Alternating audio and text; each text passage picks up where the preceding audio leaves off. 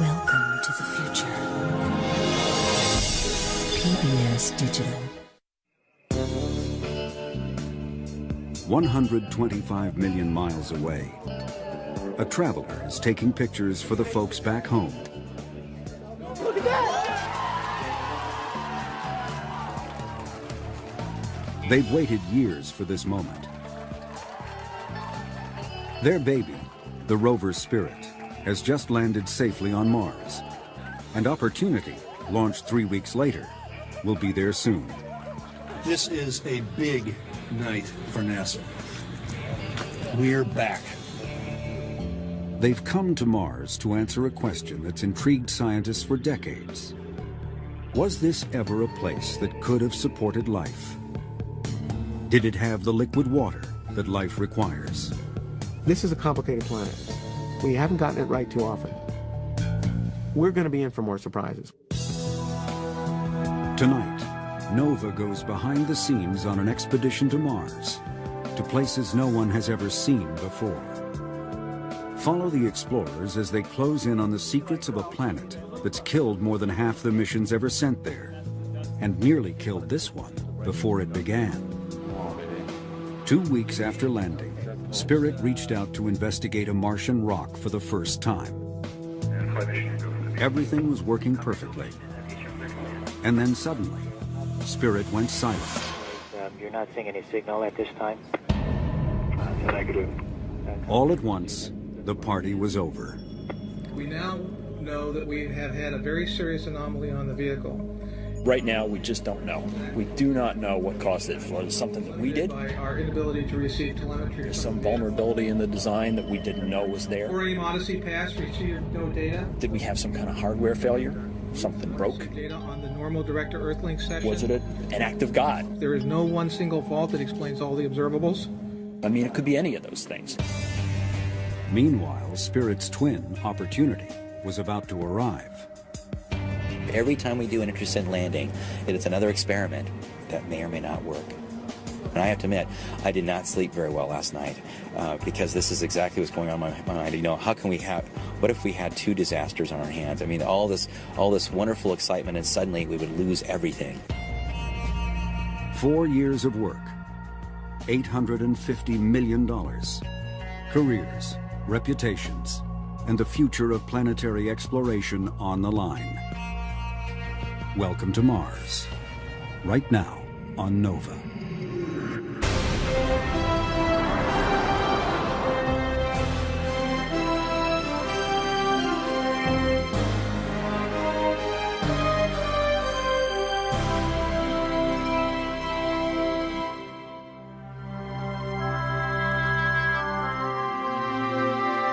Major funding for Nova is provided by the Park Foundation, dedicated to education and quality television.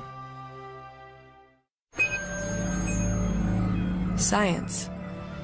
It's given us the framework to help make wireless communications clear.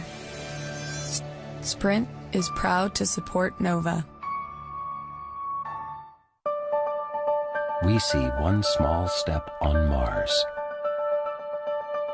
Microsoft is proud to sponsor Nova for celebrating the potential in us all. And by the Corporation for Public Broadcasting, and by contributions to your PBS station from viewers like you. Thank you.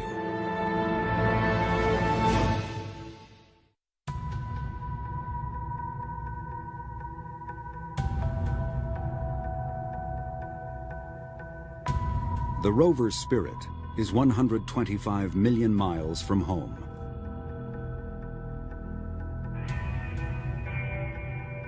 Whether it's alive or dead, no one knows. At NASA's Jet Propulsion Lab, mission controllers have lost contact with their $400 million robot. The station is confirming that they're not seeing a signal at this time, but they're still looking for it. Copy that. Ace, you give us... Spirit was about to make its first measurement of a Martian rock, when suddenly the signal dropped out. As far as my displays are concerned, I can't see anything. They're not picking up any signal. A few hours later, they heard 2 beeps in response to the question, "Are you alive?" That was yesterday. Now, they can't even get a beep. We haven't gotten a beep yet. So far, they have no idea what's wrong. At this time, I have to report that we do not see any MAR data. Okay. All they know is that they have a sick rover, a long way from home. You know, when you get these pictures back, you really feel like you're there. It feels like a walk in a summer day in the desert.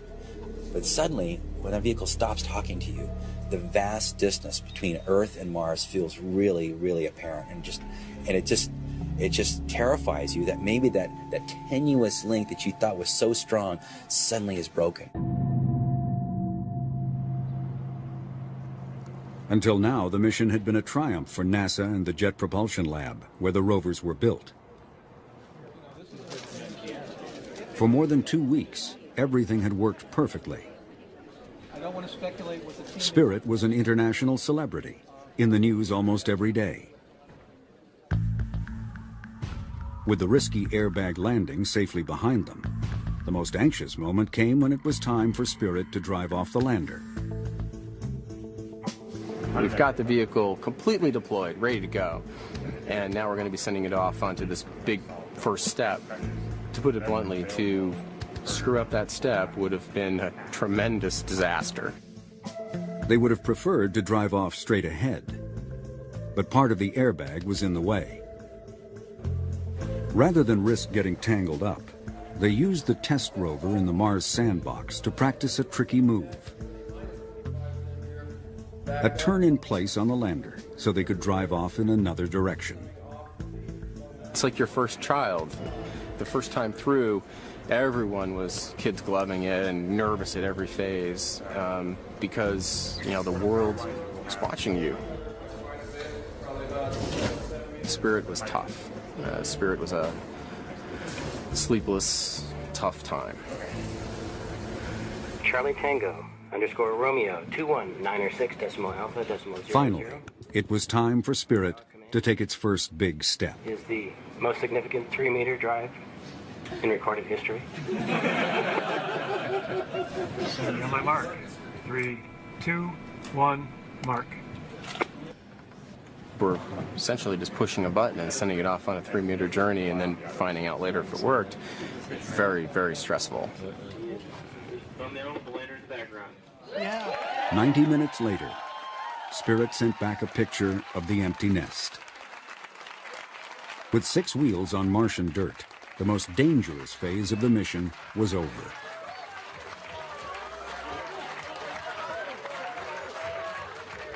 The time had come to start exploring Mars. This is what everyone had been waiting for. And then Spirit stopped talking.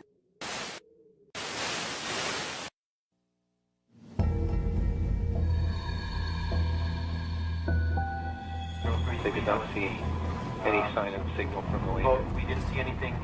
Okay, copy that. The next day, when we didn't get any communications down, there were people sitting there saying, "Oh my goodness, this thing might not ever work." And then all of a sudden, when no one was expecting it, it started sending down data. Flight station reported that they're seeing signal at 143536 on all the downlink channels. That's great news. Let's see if we can look up to it. We got what appeared to be one of the messages that we really wanted to see. But as we went through it, and with the crowd of people around us, it became fairly obvious that it was just a really unfortunate piece of garbage data. We're going to look at some more, but it doesn't look promising. But even garbage is better than nothing. I was thinking, at least it's trying. So now we have a chance. Tracy Nielsen is the fault protection engineer.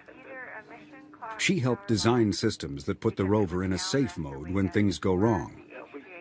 What they do here at JPL is they build a lot of robustness, a lot of fault protection capability, a lot of ability to keep the vehicle alive into the hardware. And what that does is it buys time. It buys time for some very smart engineers to go through the data and figure out what the hell happened. We're thinking there's a problem with the software, and so... They have lots of theories, But until they get some real data from the rover, they can't diagnose the problem. Get the same thing, so give us a minute. Copy that. Just want to understand. Thank you. There's a lot of pressure with get us the answers right now, and people 24 hours a day asking us what's going on, and we couldn't tell them anything. An hour later, they try to get Spirit to talk again. Copy that. 6-3. And it did start talking to us, and it was great. I mean, everything looked perfectly nominal. We were cheering, and then it sent the same data again a minute later. And then it sent the same data again. And then it sent the same data again. And then it sent the same data again. And we're like, oh, it's like Groundhog Day. No. And then the signal dropped out. Just when Spirit seems to have lost its mind completely, it calls home again. Fault monitors, there's 72 monitors. And finally, there's some useful information. Spirit's computer has tried to reboot 66 times in the past 2 days. Copy that. When a computer crashes on Earth, you can press the reset button and start over. But when Spirit crashes, there's no one there to press the button. So it's programmed to reboot itself. And that's what it's been doing, over and over for 2 days, without shutting down at night to conserve its batteries. So when it's supposed to be asleep, the thing was awake for hours, thrashing around, doing we don't know what during the night. And the battery is getting, the power system is getting pulled down lower and lower and lower. The vehicle is not designed for some of the things that it was going through. They send a command to shut down, but it doesn't work. I wasn't even sure if we were going to make it. We didn't seem to be making progress in getting control of the rover, and if the battery just kept going down, we could have lost it. As night approaches, the unhinged rover is still wide awake. The automatic fault protection should shut things down before the power system is damaged. But it may not work in this crippled condition. With the rover on the dark side of Mars, the next chance for contact is 19 hours away, if Spirit survives the night. Work continues at JPL, searching for a common thread that links all the problems they've seen. Change the vault, how fast we're putting data in the pipe. Everyone could use some sleep. They settle for pizza. I went one day where I went 27 hours here at work. There's always one more thing to look up, one more thing to check. So even if you do go home, you can't really sleep.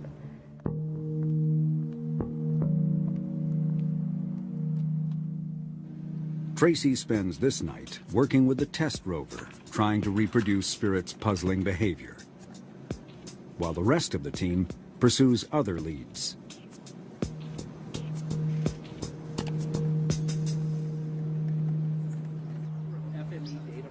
By morning, they have a suspect. The flash memory, Spirit's equivalent of a hard drive, where the computer stores data when the power is off. And as it turned out, there was a way, which we'd used in test, to isolate flash memory and keep it out of the picture altogether. Flight mission, here go.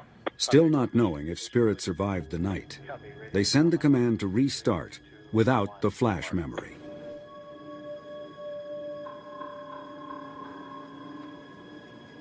Nothing happens. But there's a good reason. Spirit is asleep. The fault protection worked, pulling the plug during the night, probably saving the rover's life. Later, Spirit wakes up and receives the command. Flight Ace, we've locked on telemetry 145414. And it works. Partial control of the vehicle. Even so, without the flash memory, Spirit can't do much. And they still don't know what's causing the problem. We are a long way from being out of the woods. It's going to be quite a while before we're doing science with this thing again, but we have got a way of talking to the vehicle now so that it responds appropriately. It has regained its sanity, and that's a good feeling. And not a moment too soon. Opportunity will be landing on Mars in just a few hours. Saturday night, January 24th. It's showtime at JPL. At 8:59 p.m., Opportunity begins its plunge to the surface of Mars. Spirit's crisis was a blunt reminder of how quickly things can go bad. And landing is the most dangerous moment they face. A nerve-wracking 6 minutes of automated parachutes and airbags that must work perfectly to work at all. If you go for that full emotional roller coaster ride, you're history. I mean, it is just emotionally too hard to take over and over and over again. Though this is an exciting ride, you know. If we get this vehicle down the surface of Mars, we'll be very, very, very happy. The spacecraft is bouncing on the surface of Mars and rolling around. The antenna is pointed in many different orientations. LCP, we see it on the LCP. We're seeing it on the LCP.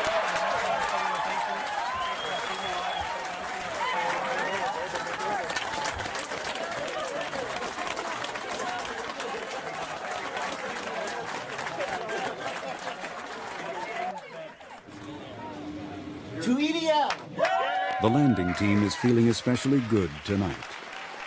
In the space of 3 weeks, they've beaten Mars twice. There's actually 3 things we need to do here. 1, drinks. 2, take a picture. And 3, go together to the press conference.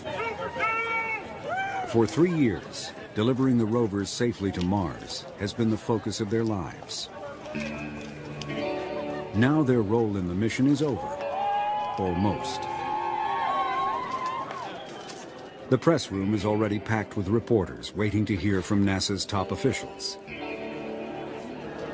But this is an irresistible force.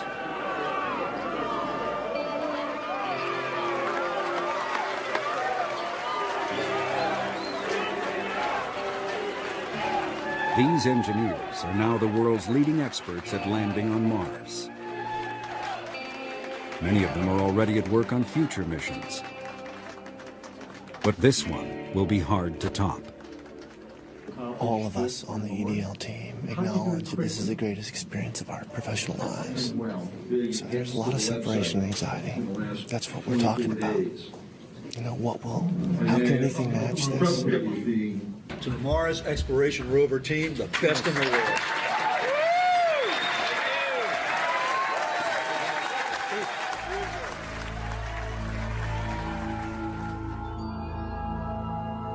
Spacecraft have been visiting Mars for more than 30 years. From orbit, they've seen ancient floodplains, dried up lake beds and river channels. Strong evidence that this now cold, dry planet was once bathed in liquid water, the essential ingredient of life. Recently, scientists have found life on Earth in places they never thought possible before. Miles deep underground, beneath Antarctic ice, even in boiling water by deep-sea volcanoes, living on the chemical energy of sulfur instead of sunlight. Wherever they look, if there's liquid water, there's life. So if early Mars had water, perhaps it had life as well. But so far, attempts to find it have failed. And so have attempts to find proof that Mars really was wet. The evidence that we should find, we don't find.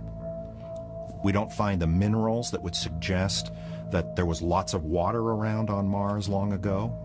However, we do find the channels. So there's a contradiction. There's a question, what's going on this planet which has part of the evidence, but not all of the evidence? To find the answer, Spirit and Opportunity will explore sites that look like they once had water and try to prove it on the ground. For Spirit, the science team chose Gusev Crater, which they suspect was once a huge lake fed by a channel the size of Grand Canyon. And on the other side of Mars, they chose Meridiani Planum, where an orbiter recently detected a mineral called hematite, which sometimes forms in contact with water. This is where Opportunity just landed. That's the first time in the history of planetary exploration that a chemical signature on a surface of a planet of the type we were looking for, related potentially to water, was staring at us. Now look at this one. Look at this! The first pictures are stunning. Just a few feet away from the lander is an exposure of bedrock, the first ever seen on Mars. Holy smokes. I'm sorry, I'm just blown away by this. Bedrock is the holy grail of geologists, a record of ancient environments carved in stone. This is the sweetest spot I've ever seen. That outcrop in the distance is just out of this world. I can't wait to get there. I got nothing else to say, I just want to look.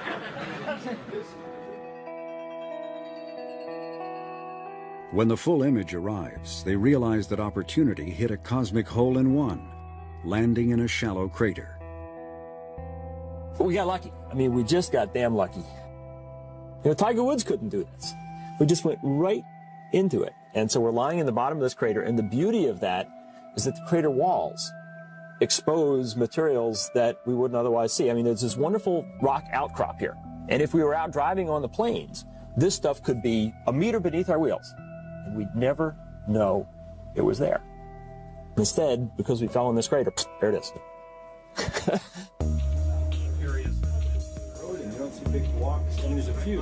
The science team has been planning, rehearsing, and dreaming about this for years. Led by principal investigator Steve Squires, this all-star collection of geologists and planetary scientists is about to start exploring Mars in a way that's never been done before. Right away, they're confronted with something new. The rock seems to have fine layers running through it. Layers suggest the possibility that it's sedimentary rock, formed by the accumulation of sand or mud, perhaps on the floor of an ancient sea. Or it may just be hardened layers of volcanic ash. Volcanoes covered much of Mars in lava and ash billions of years ago. And until now, scientists have seen little evidence of anything else.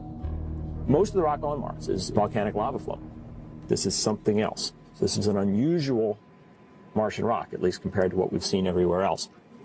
The fact that these rocks are layered says that one possible origin for these is that they were laid down in liquid water. We do not know what's going on here, but the beauty of it is we have preserved in front of us a record that will answer that, and we have on our rover a toolkit of gizmos that will tell us that answer. A week later, Opportunity rolls off the lander. They look for the hematite, the water-related mineral that drew them here in the first place. The infrared spectrometer, called Mini-TESS, can identify minerals according to how they absorb and radiate heat. A false color image shows lots of hematite in the red and orange areas, and very little where it's blue and green. The areas with the least are where the airbags left their imprints.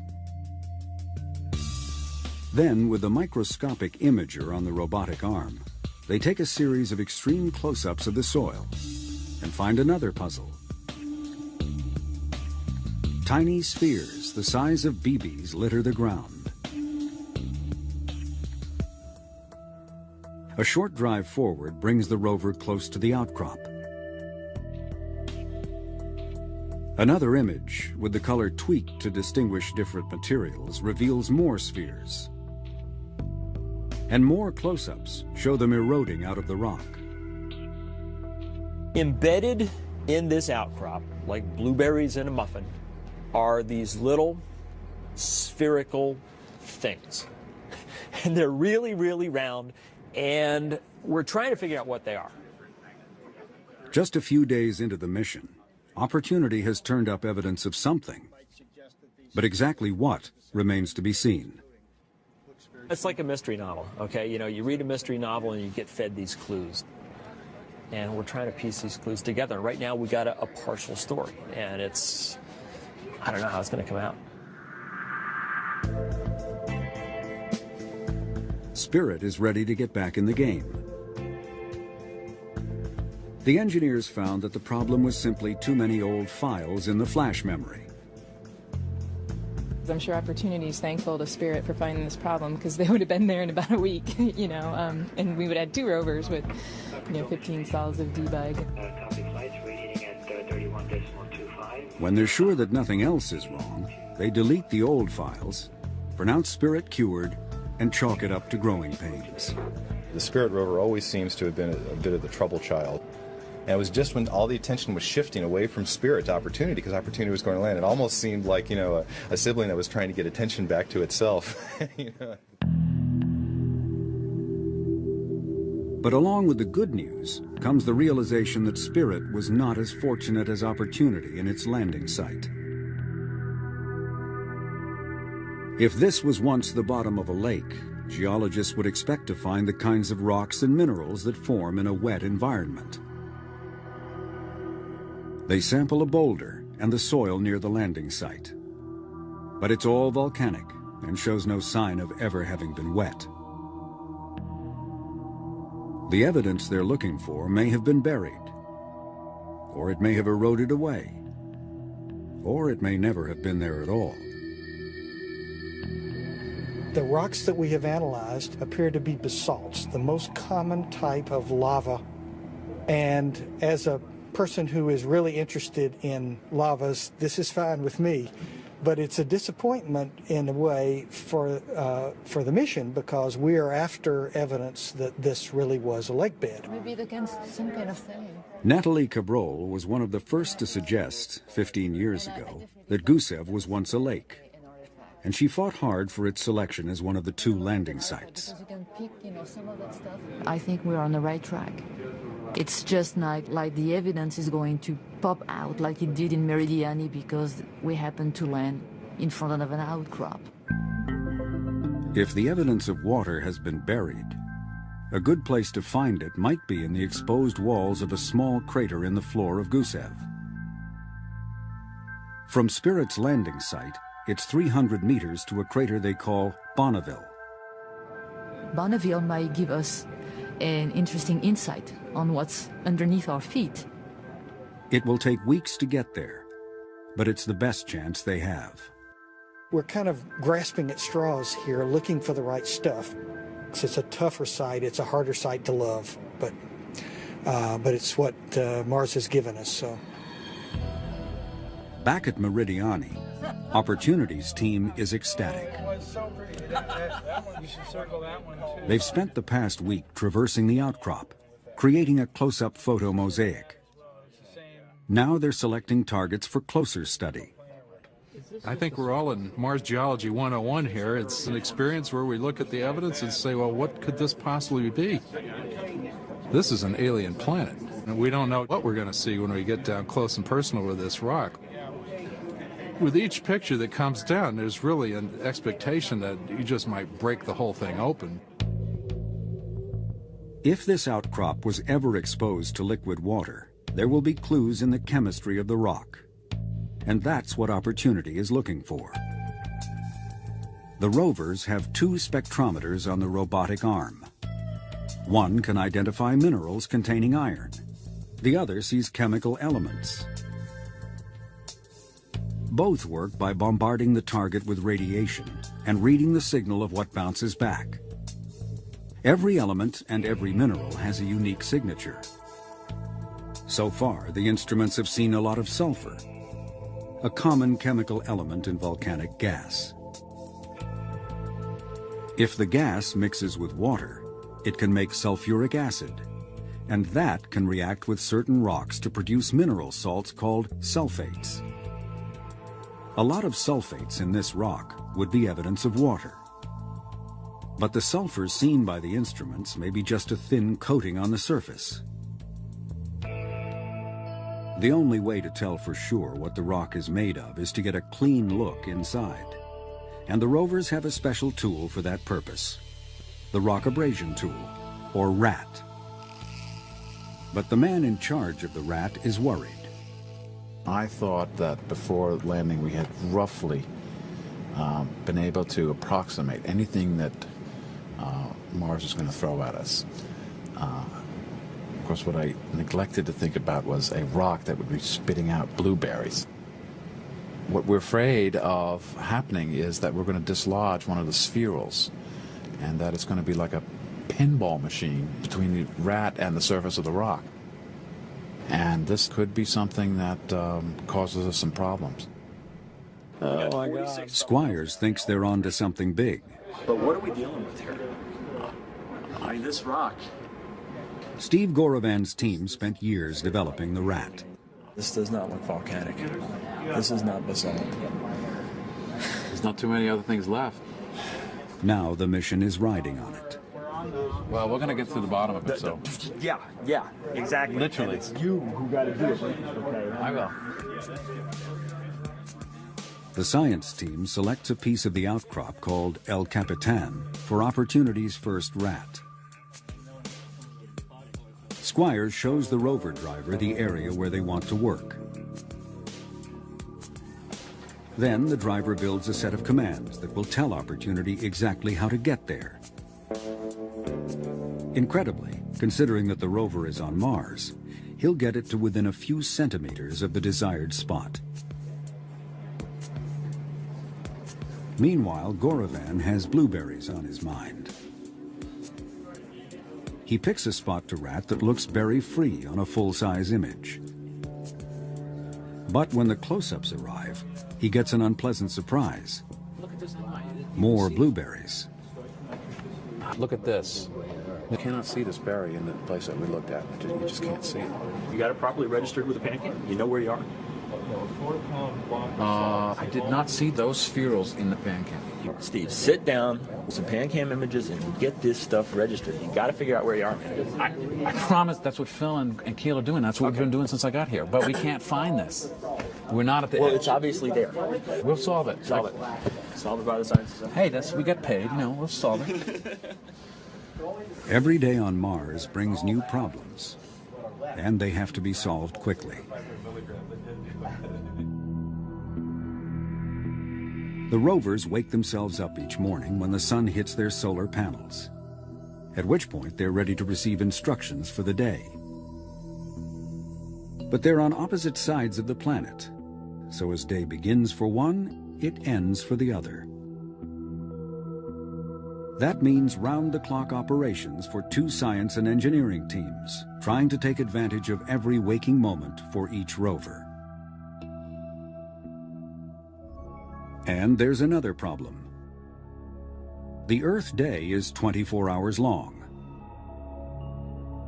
but the Martian Sol is 24 hours and 40 minutes.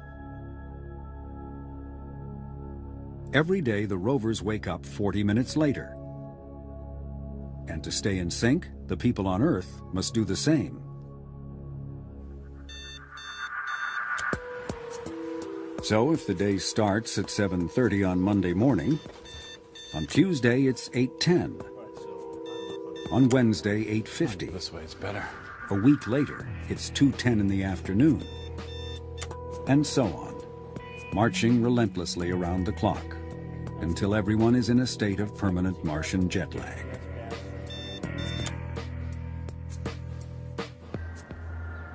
This is indoor work. Earth days and nights are blocked out. Diets tend to suffer. The primary food group is ice cream. It's trouble. There's no doubt about it. It's definitely trouble. There's an excess of cookie dough piece pops consumed by this organization. Mars time is especially tough on families.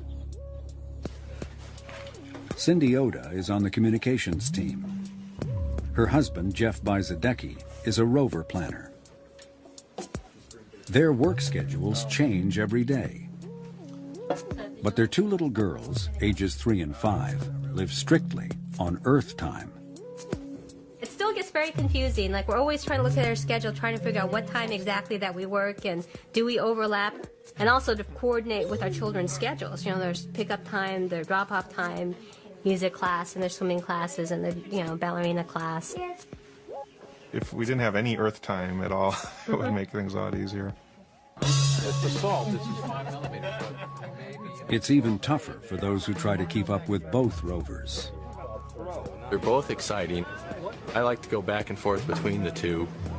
It takes real effort to force yourself to go home and sleep. It takes real effort to eat. But yet you don't want to miss anything. You don't want to say, oh my gosh, if I go home for a week, I'll come back and they will have figured it all out. Yeah, we gotta go to this place and beat them up. Each day is a race to absorb the new data coming down, and then while the rover sleeps, to prepare a plan for the next sol that's ready to uplink the moment the rover wakes up in the morning. No one knows how long the rovers will survive, so every minute counts. At Meridiani, the pressure is on to choose a spot to rat on El Capitan. That spot for ratting has to be chosen now. And I mean literally in the next, well, it should be chosen in the next, hour. What is this rock? That's McKittrick. Okay. Finally, his team picks a spot that looks safe. You guys got to stay with me and do the uplink priority. Then they build a step-by-step sequence for the rat grind. McKittrick Base and James Berry. The plan gets worked over again by the full team, balancing science priorities with what the rover can handle. Every sol, every move they make on Mars goes through this same process. With that as a starting point, let's go. The engineers take the science plan and turn it into a string of commands the rover can understand. And by the time Opportunity wakes up in the morning, the command sequence is ready. What a twisted knot in the stomach mode, first time using all. In mission control, they'll have one last chance to check the rat's position before giving the final go-ahead to start grinding. And now the fun begins. Now, if we look at the joint, If the rat is not correctly placed, it could malfunction. It's precision work. And on Earth, all they can see is a still picture and numbers on a screen. This, I can't stand this. It's like, I wish it was over. that's good. Contact switch is tripped. As far as they know, the rat is ready to go. Are you ready to give a formal go for the rat sequence, Master? Yes, I think we are. More definitive. We'll go to rat. Go to rat. I like that. Okay. You are clear to command. On my mark, 3, 2, 1, mark. The rat has been engaged. This is a childhood dream to be involved in a mission like this. I mean, literally a childhood dream.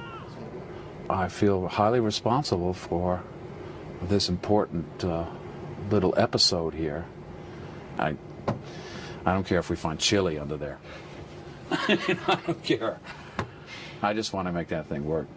That evening, it's time for Opportunity to send back pictures of what it accomplished. And it does. Right. Damn. Bring them up. Eric. It's a low-res close-up of the ratted hole coming in from Mars. That is all the way through there. Look at that texture. Oh, baby. Yeah. Oh, yeah. I'll take it. Yes. You see that hole? I heard the fall, man. Oh, man. Oh, this is huge. This is huge. It's beautiful, man. You did it. Okay, well, next stop, Guadalupe. It's the most important hole we've ever dug. Now the spectrometers have a clean view inside the rock. What they see could clinch the water story, but it will take a few more sols to find out.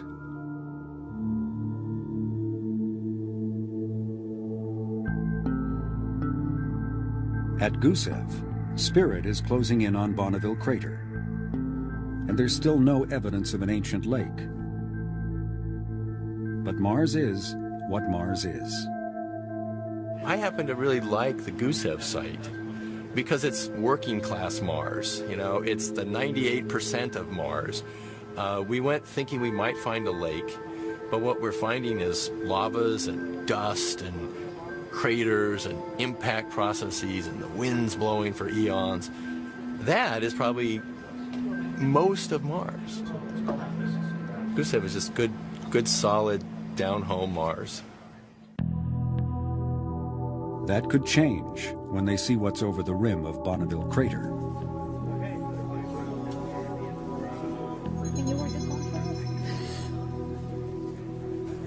Exposed bedrock is what they're hoping for. But when the pictures start to arrive, it's not there. Looking at that view right there, it looks like an awful lot of the same stuff we've been looking at. Have you seen anything that would pass for outcrop yet? Let's say it's an organized pile of rubble, as far as I can tell. The hope was we'd see layers, and at least in that view right now, we don't see a lot of layers. But hope, still have our fingers crossed that they're in there somewhere. But at full resolution, the most interesting thing at Bonneville is the remains of Spirit's heat shield on the far side of the crater. They'll spend a few sols exploring the rim, but there's no reason to risk driving into a hole they might not be able to get out of. A more tempting destination is 2.5 kilometers to the east, the Columbia Hills, which from a distance show hints of layered rocks that could be interesting. But it will take another 3 months to get there. Another long wait for the scientists. Disappointed, maybe, but not to the point that, we're forgetting that the good stuff is all around us and more and better is to come. It's at the same size scale as the other points there. At Meridiani, everything seems to be pointing to water. But they have to resist jumping to conclusions before all the evidence is in. Anybody in the world can look at this data. The same data we're looking at right here is all available on the web. So there are some kind of frustrated geologists out there. They're wondering what's taking so long to figure out the obvious. First, the blueberries. Nature has more than one way of making things round. An asteroid impact or volcano can spray molten rock into the air, where droplets harden into tiny beads and fall back to the ground. Well, imagine if that's happening. Boom, a bunch of these things fall in. They're all going to be concentrated in one layer, right? We don't see that. They're dispersed. Best guess is that they're concretions now, I think. They think it's more likely that the berries are something called concretions, mineral deposits that grow in water-saturated rocks, like pearls and oysters. That's what they look like, but to be sure, they need to know what they're made of. The view of the spectrometers is too wide to measure a single sphere. So they zero in on a cluster where the view is mostly blueberries. And what they see is the signature of hematite, the water-related mineral that drew them to Meridiani in the first place. Concretions made of hematite are common on Earth. In southern Utah, they weather out of bedrock and cover the ground, just as they do on Mars. The hematite in the Martian blueberries is solid evidence that they are, in fact, concretions. This alone would make a strong case for water. But then comes the clincher, the long-awaited spectrometer data from the rat hole on El Capitan. The instruments say that the rock is as much as 40% sulfate salts. That's beautiful, man. It's so different from anything that we've seen before. That's great. There's no doubt what this means. The only plausible explanation for that much salt in one place is that it dissolved in water first, and then the water evaporated. If you tasted this thing, you'd taste the salt. It's a very, very salt-rich rock.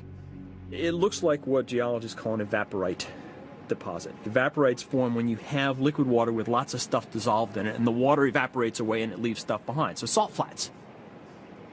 Go to the Great Salt Lake. Go to any place where you've evaporated away seawater, and you will find these salt beds. There's an awful lot of sulfate salt in this rock, and that's very, very hard to explain away other than water having been massively involved in creating this stuff.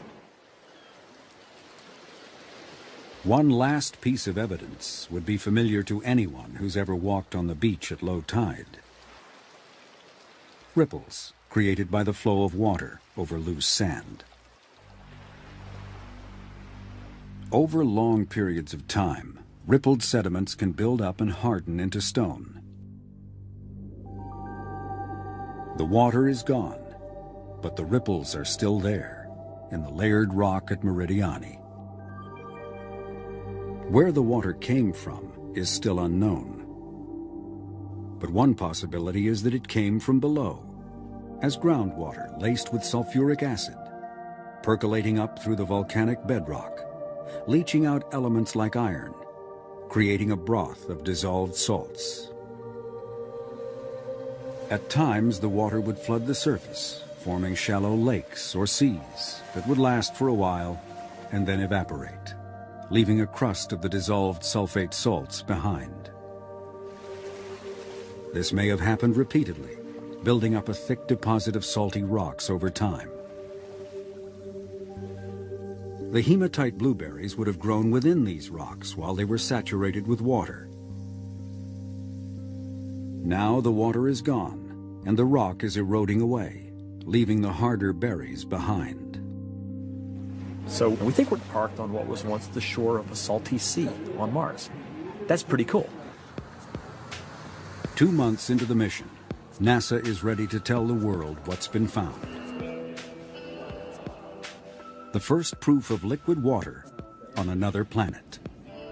Opportunity's latest science returns from Mars have profound implications for future exploration. And that's going to be the topic. For centuries, people have wondered whether there was ever life on Mars. A shallow, salty sea. Now we've found one place, at least, where life had a chance. We know that there was standing water there sometimes, but not all the time, for at the very least thousands of years. We also know that the planetary surface was dominated by the chemistry of sulfur. Does life live in that kind of environment on Earth? Absolutely. There are microbes on Earth that thrive in sulfuric acid, and many species that use sulfur compounds as their source of energy.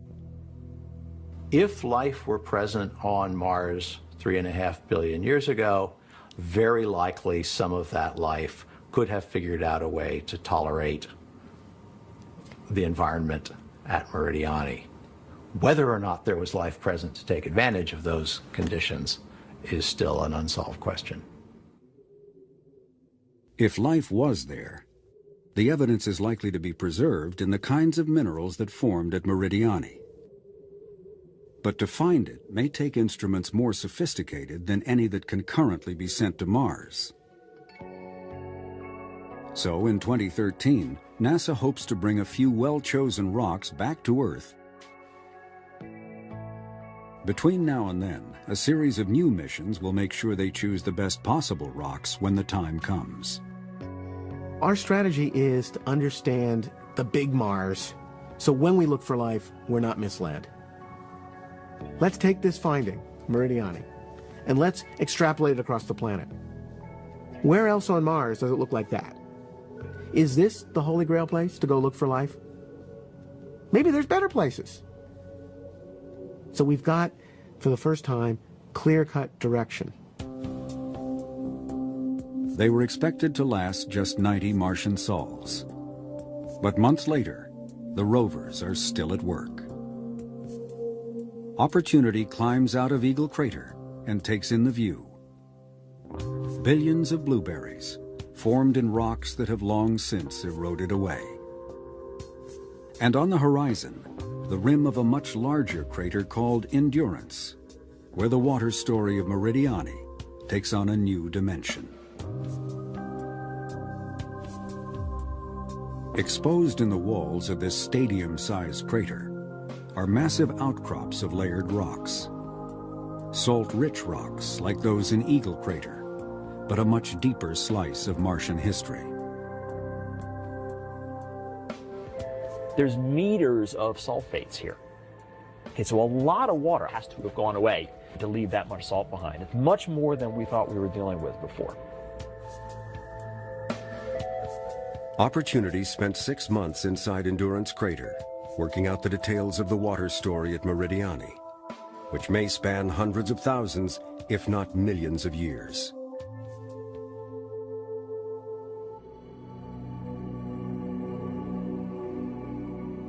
And then there's Spirit, the long-distance traveler. On Sol 156, it's at the base of the Columbia Hills. 70 meters up is an outcrop of bedrock, the first they've seen in Gusev Crater. But it will be a tough climb. This is one beat-up vehicle. This thing has traveled for 3 kilometers. It's coated with dust. We got a gimpy wheel. You know, that front right wheel is hurting. If it was a fresh vehicle, I'd say, yeah, we could climb this hill. As it is, it's going to be a struggle. A month later, Spirit has beaten the odds and become the first mountain climber on Mars. And it's here that the rover finally gets lucky.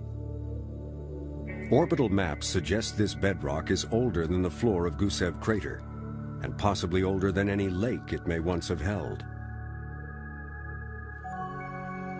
But the instruments detect goethite, an iron mineral that can form only in the presence of water. This may prove to be a different water story than the one Spirit was looking for. In any case, it will add a new dimension to our picture of Mars. At Gusev, we get 2 different pictures. The rocks in the Columbia Hills can tell us something about very early events in Martian history.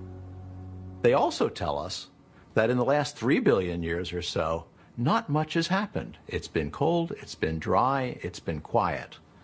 Meridiani, wonderfully enough, fits into the interval between those things. So the whole history of Mars isn't this place or that place. They both show us a real Mars at different times in its history. Days grow short as the Martian winter closes in. Solar energy fades, and the rovers are slowly starved for power. How much longer they'll last, no one knows. International Space Station.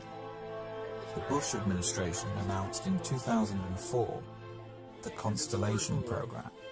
On the moon.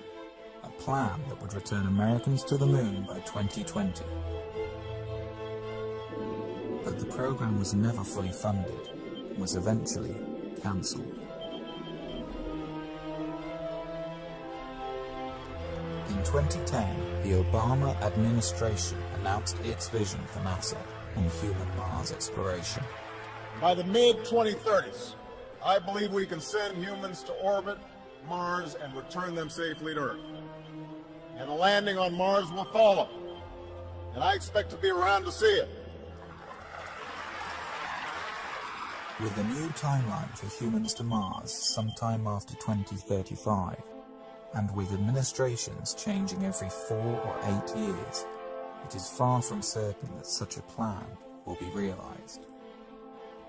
20 years earlier, the first President Bush also proposed a long-term human exploration program, under great fanfare.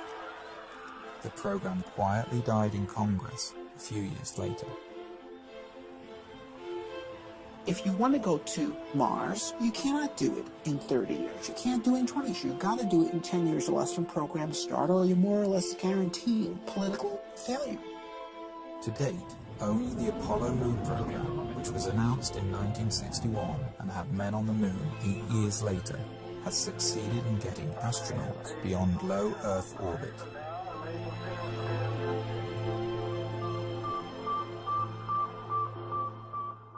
I was 5 when Sputnik flew.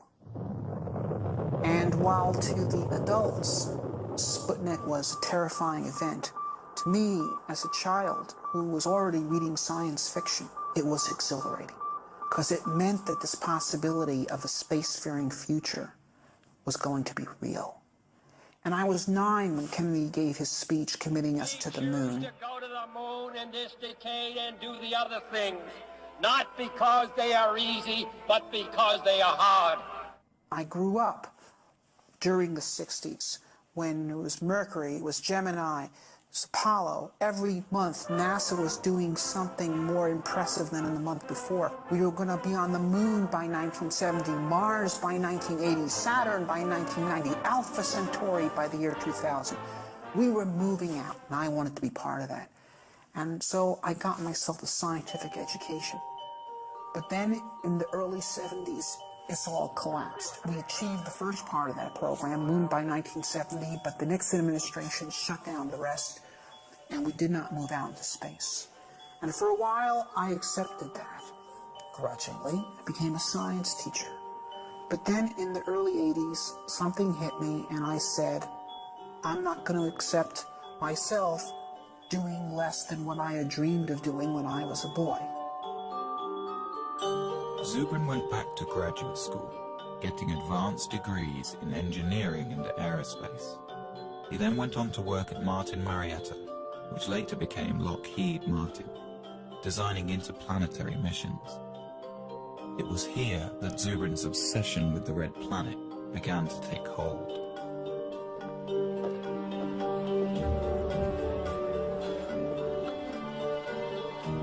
While at Martin in the 1990s, Zubrin and his colleagues developed a plan for sending humans to Mars that changed NASA's thinking on the issue. But the plan has languished on the drawing boards ever since. Now, as president of the Mars Society, Zubrin is at center stage in the debate over the future of manned spaceflight. Known as a smart, visionary scientist, he has authored several books on exploring space, and is the self-appointed spokesman for the possibility of colonizing Mars. Mars is where the future is. Mars is the closest planet to the Earth that has on it all the resources needed to support life and therefore technological civilization.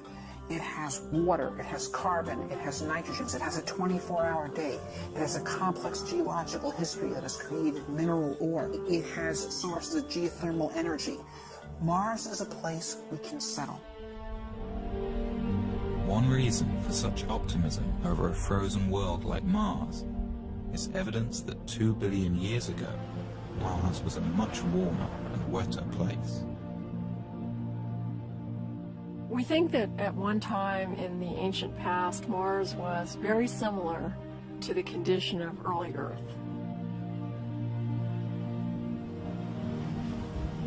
This Martian warm age lasted for over 1 billion years and could have been a suitable environment for the development of life. If we go to Mars and find evidence of a second Genesis on Mars, I think we can conclude that the universe is full of life.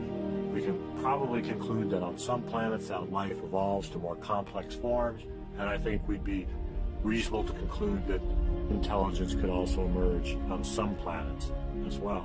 It really does answer the question, are we alone?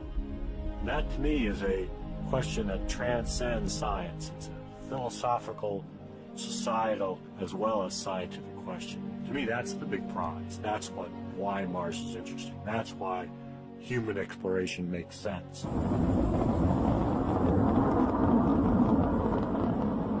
Space programs are often criticized for the huge sums of money they require. Although the American space program is less than 1% of the federal budget, a human mission to Mars may have to wait for better times. There are those who say that we have many problems to deal with here on Earth, and we need to postpone ventures such as the human exploration on Mars until these problems are solved. Well, there were many problems in Spain in 1492, and there still are. There are problems that need to be dealt with here on Earth, and should be dealt with. But we also have to think of the future. We also have to think about opening up new volumes in human history.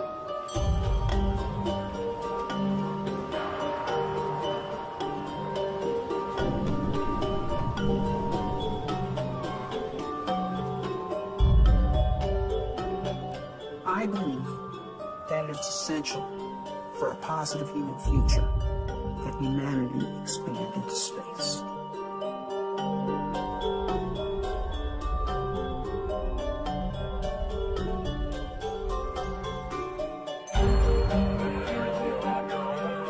The greatest value that we got out of Apollo was the creation of intellectual capital through the inspiring of millions to go into science and engineering to be part of the great adventure of human expansion into space. There's a phrase that happened with the Apollo program, which was, if we can go to the moon, we can. And then everybody's filled in whatever they were interested in. Build mass transit, cure cancer, do this, do that. The point is, it did give us a sense that we could accomplish great things. It did bring out the best of us. We excited a generation of engineers and scientists. The generation that built the computers and cell phones and all the technology everybody uses today and takes for granted. If we set humans to Mars as our goal, we'll get millions of new scientists that will create new inventions, new industries. This is the enormous payback, and we can get it if we set the kind of challenge that will inspire the youth. To Zubrin, civilizations like people thrive on challenge and decay without it. We have everything we have today because of our predecessors who had the courage to leave the world of the known and go out into the wilderness and build new cities.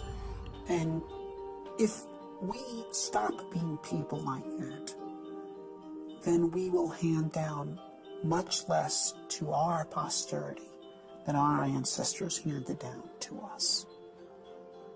So there's the choice in life. One either grows or one decays. Grow or die. I think we should grow. History proves that we have never lost by pressing the limits of our frontier. In the summer of 1989, the first President Bush announced the Space Exploration Initiative, directing NASA to draw up long-term plans to get humans back to the moon and begin developing a program of manned Mars exploration. At Martin Marietta, Zubrin and his colleagues looked forward to moving NASA's space program outwards after 2 decades in low Earth orbit. Of course, we were very excited when Bush made his call saying that he was making a national commitment to implement such a program. NASA assembled a large team to take on the space initiative. In 90 days, the team developed a 30-year plan that required an enormous buildup of space infrastructure. What the NASA bureaucracy decided to do was basically design the most complex mission they possibly could in order to make sure that everyone's pet technology would remain mission critical, which is the exact opposite of the correct way to do engineering. First, NASA would triple the size of the planned space station and add enormous hangars, as well as free-floating fuel depots, checkout docks, and crew stations. Then, on the moon, they would construct more shipbuilding facilities, bases, and depots. Next, the moon crew would construct the Mars ship, a huge craft dubbed by its detractors as Battlestar Galactica. This ship would carry everything to Mars over an 18-month flight. Once in Mars orbit, a small group would descend to the surface, spend a few days, then plant a flag in the ground and go home. The plan became known as the 90-day report. To those of us at Martin who had been engaged in designing Mars missions, when they saw the monstrosity of complexity of the 90-day report, we were dismayed, and it was readily apparent to anyone with any insight that that program would fail politically. The plan was submitted to Congress. The estimated cost, $450 billion. The legislators went into sticker shock. This would have been the single most expensive program for the United States since World War II. By the end of 1990, Congress had refused all requests for SEI funding. When the realization came that SEI was doomed, Zubrin wrote a memo to his colleagues at Martin Marietta, outlining his problems with the NASA plan and arguing for a more direct approach. Zubrin favored launching a Mars mission directly from the surface of Earth, using only existing rocket technology. This negated the need for a lunar base and avoided the complexity and cost of building ships in space. He also objected to NASA's plan for a short surface stay on Mars, a mission that would amount to little more than a flag and footprints exercise. To Zubrin, we were going to Mars to explore and develop a new world. To maximize surface time, Zubrin proposed using a faster flight path, known as a conjunction-class mission. This would mean a crew could arrive on Mars after only a 6-month journey. They would then remain on the Martian surface for a year and a half. This would give the team time to explore a wide area and conduct detailed research about the planet. Then, as the Earth return window opens, the crew would launch from Mars for the 6-month trip home. Zubrin was convinced that a simplified, more robust and cost-effective mission could be designed using these principles. Along with several like-minded colleagues, Zubrin decided to ask management at Martin to allow them to design alternative Mars missions. The management approved that, and we formed a team. It was known as the Scenario Development Team, of just 12 people from the whole very large Martin company. One team member, whose thinking was closely aligned with Zubrin's, was David Baker. I went off to my office and said, all right, how would I do a Mars mission if I had to pay for it and I had to go on the ride? And I said, well, it's going to be simple. It's going to be no on-orbit assembly. I really tried to take everything out of the mission that didn't absolutely need to be there. While the rest of the team focused on longer-term, more traditional mission plans that required on-orbit assembly, Zubrin and Baker decided to collaborate on a mission that could be done near-term. We decided to do Mars the way Lewis and Clark did America. Okay. Use local resources, travel light, live off the land.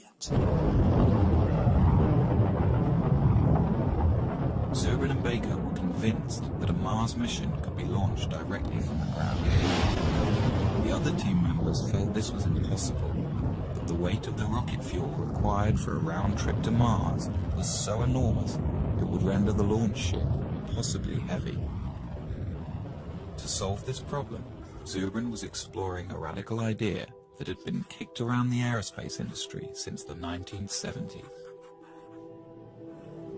The idea was to produce a methane-oxygen rocket fuel directly from the Martian atmosphere. It was a relatively simple and robust chemical engineering procedure that was done commonly in the 1800s, the era of the gaslight. If the idea worked, astronauts could land a relatively light ship with empty tanks. They wouldn't have to ship all the fuel with them for their return trip. This would radically lower their size and weight. The only problem was methane-oxygen fuel requires a hydrogen component. Hydrogen exists on Mars in the form of H2O, but water may be difficult or impossible to extract from the Martian environment. Really, the hydrogen was only 5% of the total weight of the methane-oxygen propellant being manufactured. So if you just say, okay, we won't be pure, we won't get all of the propellant from Mars, we'll just get 95% of the propellant from Mars. The other 5%, the hydrogen, we'll just bring from Earth. Another fundamental resource that could be extracted from the Martian environment is oxygen. A second processing unit could separate oxygen molecules from the thin carbon dioxide atmosphere, providing breathable air for a Mars crew. If used intelligently, the same resources that make Mars interesting are precisely what could make it attainable. Baker and Zubrin had greatly reduced their mission mass, but they still found their ship was too heavy and would require 2 launches and assembly in space. Then Zubrin hit on an idea. Well, one of the key events of the Mars Direct development was one morning Bob burst in my office and said, "I've got it." The idea that I finally hit on in 1989 was that we would split the mission up into 2 parts, and we'd send the return vehicle out first with its own return propellant plant. So the propellant would be made on Mars before the first astronauts ever left Earth. With 2 separate direct-to-Mars launches, a human crew would have a fully fueled ship waiting for them on the surface of Mars before they ever left Earth. So Zubrin and Baker had come up with a plan that seemed to accomplish all of their goals. It was relatively inexpensive, development time was short, they could use existing technology, and it allowed for a long stay on the Martian surface. They dubbed their idea Mars Direct.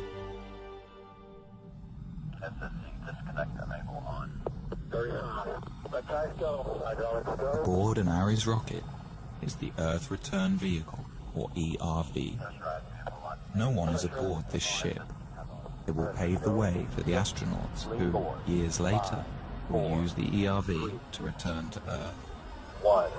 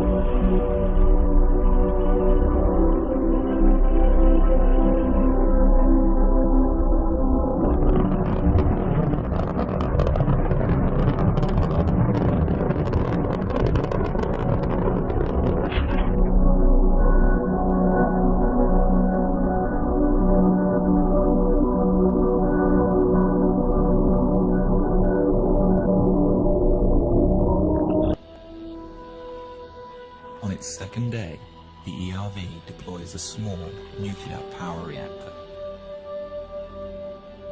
The reactor powers a chemical plant inside the ERV. The plant will produce the methane-oxygen rocket fuel for the launch home.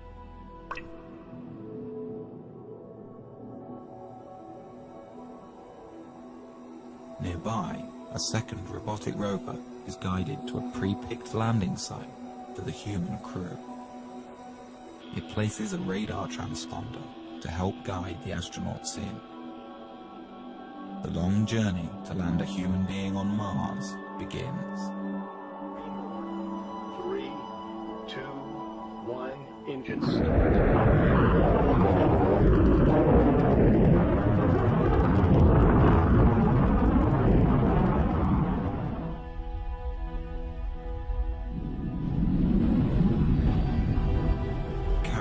Skillfully assembled flight team in history, 4 astronauts begin their 2.5-year mission to the Red Planet.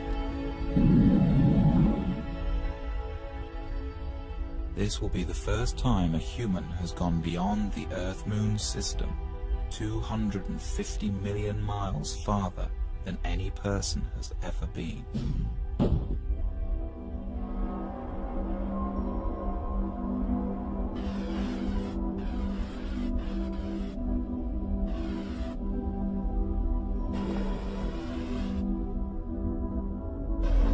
To the health problems of zero gravity and And to fully acclimate the astronauts to Mars, the ship will deploy a weighted tether attached to the last stage of the spent rocket booster.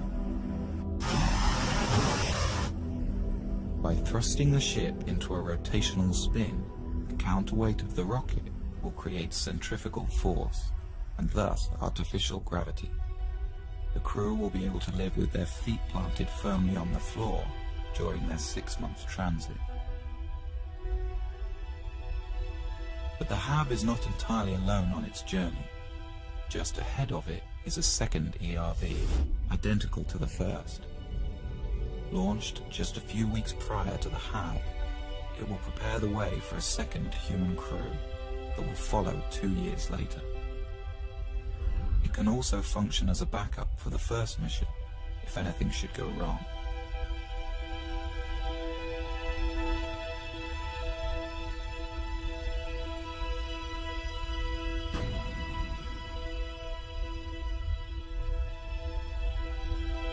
On the 6th month of the flight, the crew will gaze upon an alien world. This is the new frontier.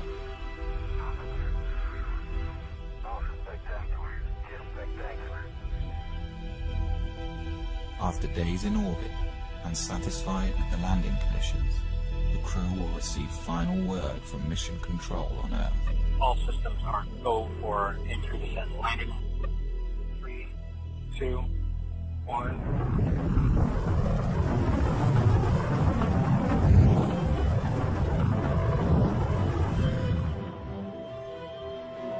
It will be a tense 40 minutes before people back on Earth get the signal from Mars and know if everything has gone well.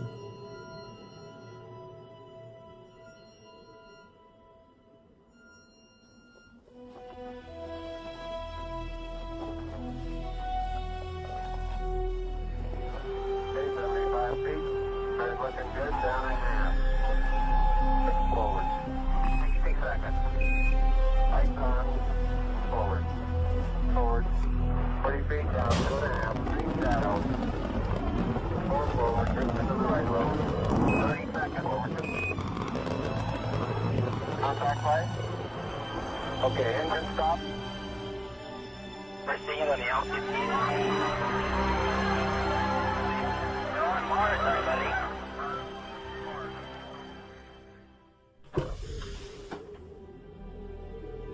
For more than 500 days, the astronauts will live on Mars and embark on one of the greatest journeys of discovery in the history of science. Will they find life? Or the fossilized remains of past life?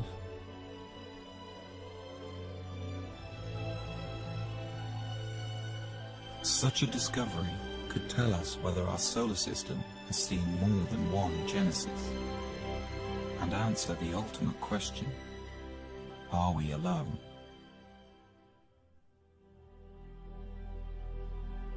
In any case, these explorers will be learning how feasible the colonization of Mars really is, and whether or not mankind has a future among the stars.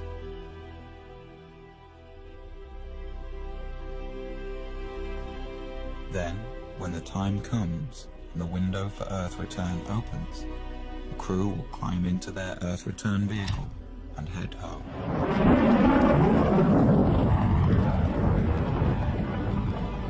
They will arrive home heroes, the first to stretch the limit of man's expanse from one planet to another, their names added to the list of great explorers of new worlds.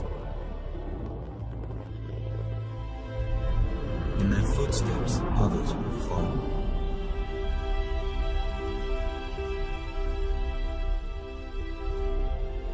What began as a trickle is free to rise into a deluge of humankind, sweeping over a once barren land and transforming it into a viable new world.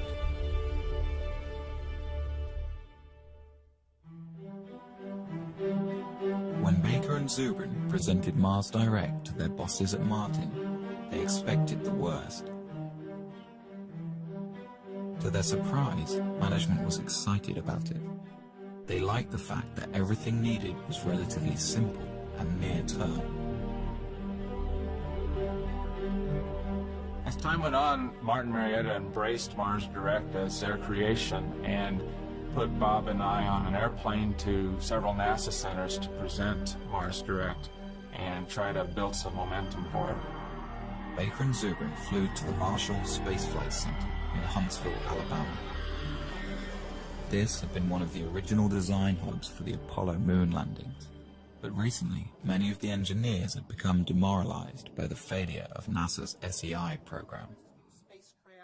Tag team style, Baker and Zubrin presented their alternative mission architecture. The response was thrilling. The old-school Apollo crowd embraced it. This was a plan that actually made sense and was within reach. Baker and I gave a number of briefings. The first was at the Marshall Space Flight Center. Next was at Johnson. These people were incredibly excited. Over the next few weeks, Zubrin and Baker were flown around the country, pitching to all branches of NASA. And everywhere they went, the response was electric.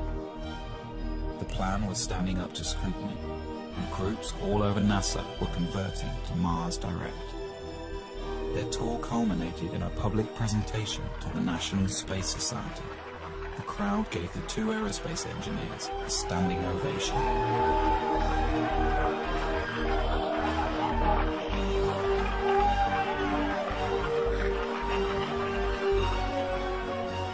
A week later, the story was in newspapers around the country.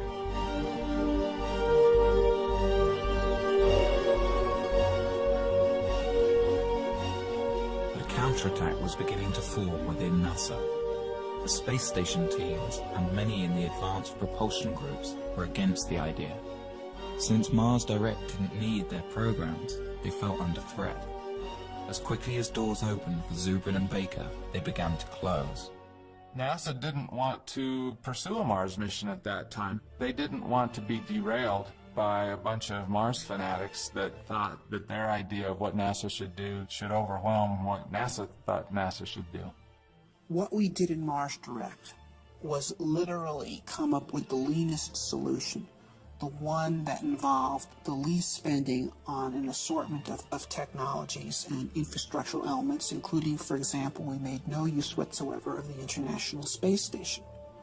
And so people involved in all those programs were very upset because we were showing that you could go to Mars without their program being required. They felt that we were de-justifying. The NASA administration rejected Mars Direct. The two engineers were outsiders again.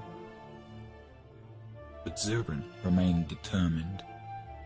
Bob had grabbed hold of it, and I could see that it was his, and no matter what I did, he was going to do what he was going to do, and he was going to be a proponent for it and push it. And I really saw my role sort of evaporate. It's a little bit like being a dim planet next to a bright star around him in terms of his enthusiasm, and you really can't compete with that. All you can do is decide how you're going to deal with it. By February 1991, Baker quit Martin to start his own firm. Zubrin battled on. For the next year and a half, Zubrin tried to get NASA to pay attention, giving speeches, writing papers, but Mars Direct's time seemed to have passed.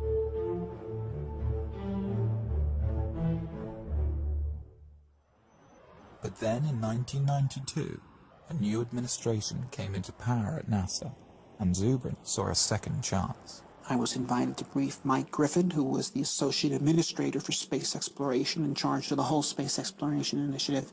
He immediately became a very strong supporter of Mars Direct. But before the engineers at NASA would take another look at Mars Direct, they wanted Zubrin to prove that producing rocket fuel on Mars could work. They gave Martin Marietta a small budget to do an experiment. Zubrin and his team built a machine called the In Situ Propellant Plant. It could take carbon dioxide, the dominant gas in the Martian atmosphere, combine it with a little hydrogen, and produce a methane-oxygen fuel. We did it in 3 months with a very small team. We built a plant that was 94% efficient, And no one who actually participated in that effort was actually a real chemical engineer. They were all aerospace engineers, like me, who were simply dabbling in chemistry in order to prove to NASA that 19th century chemical engineering really worked. With the experiment a success, the administration had Zubrin give detailed briefings of the mission plan to the engineers at the Johnson Space Center. They liked it, but had some problems. Dave Weaver was the lead mission architect. There were a number of things that we were concerned about with Bob Zubrin's mission. First of all, we thought his estimates of mass were probably too optimistic. Didn't have sufficient margins for a variety of things, not the least of which would be things like provisions for the crew, the amount of water that would be required. We thought his ascent vehicle was very large, which meant his power requirements, his propellant requirements were much larger than needed to be. His trip times out were too long, and that for very little effort you could get them shorter. The other problem was the size of his crew. He had a 4-person crew. I think virtually every study that's been done says that a 4-person crew for a 3-year type of mission is probably not realistic. Weaver took Zubrin into his office, and the two men worked out compromise mission architecture. First, Weaver wanted 3 launches for every mission instead of 2. The first year, 3 ships would launch: a MAV, Mars Ascent Vehicle, an unoccupied HAB, and an ERV, Earth Return Vehicle. The HAB and MAV would land on the surface and begin producing fuel for the return flight and air for the crew. These craft would spend 2 solitary years on Mars, allowing NASA to test all of the systems before sending a human crew.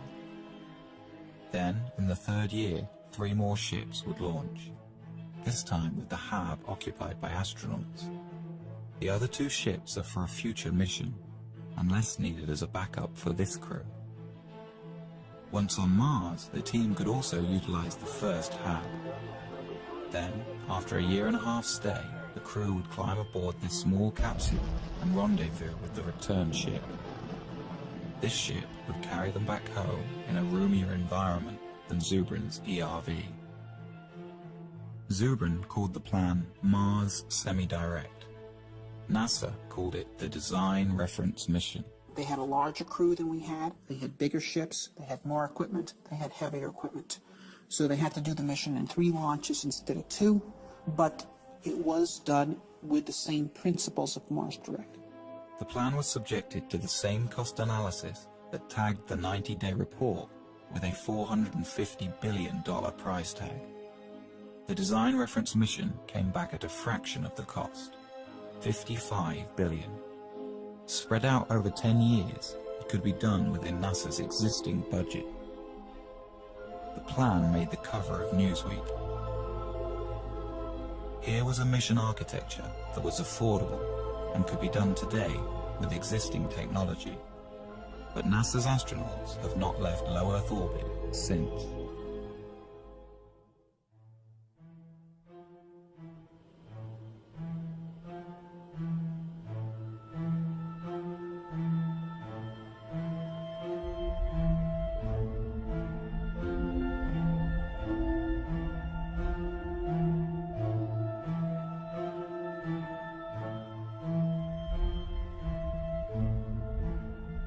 With the completion of the International Space Station and the retiring of the Space Shuttle program, a debate rages over the future of space exploration. Should NASA continue to focus on low Earth orbit, developing technologies for the future? Or should NASA have a goal, like it did in the 1960s with Apollo? The way we got to the moon was by a presidential imperative that demanded that NASA get to the moon within a decade. So NASA was forced to sit down, design a plan for how to do that, and then fly the mission. Since that time, without the presence of a driving imperative, we engage in basically a random set of constituency-driven programs which are justified ad hoc afterwards by the argument that they could prove useful at some time in the future when you actually have a plan to go somewhere. I think NASA has focused on a steady process where the government can't just pull the plug on their funding. I think the Apollo cancellation was very traumatic for NASA, and it really transformed NASA from what it was in the 60s to more of what it is now. If you have a singular program like going to Mars, then it is very vulnerable to having its funding pulled. NASA must be destination-driven. It is the only thing that allows the agency to be productive. NASA was 100 times more productive when it was destination-driven than in the period it has not been. And we have stagnated in NASA since 1973. 30 years, more than a generation, has been wasted.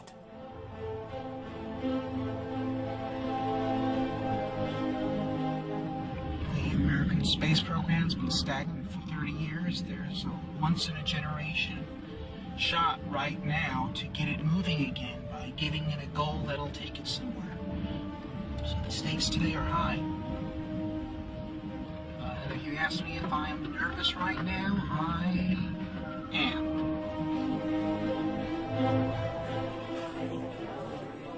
Dr. Zubrin. Why is NASA stuck in low Earth orbit? The problem with NASA's lack of current achievement is not money. The problem is lack of focus, it's lack of a goal. It shouldn't be humans to Mars in 50 years. It should be humans to Mars in 10.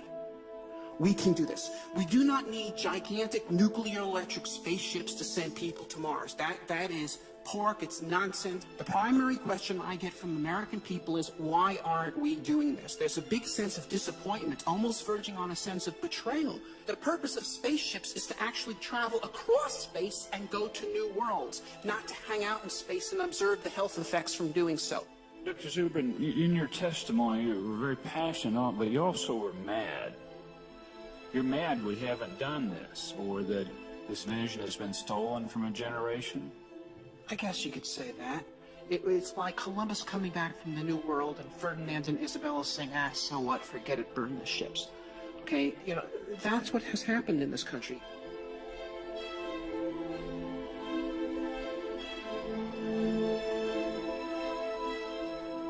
We've won our point that there needs to be a destination. What we need, the point we need to win on now is the destination needs to be Mars, and it needs to be soon.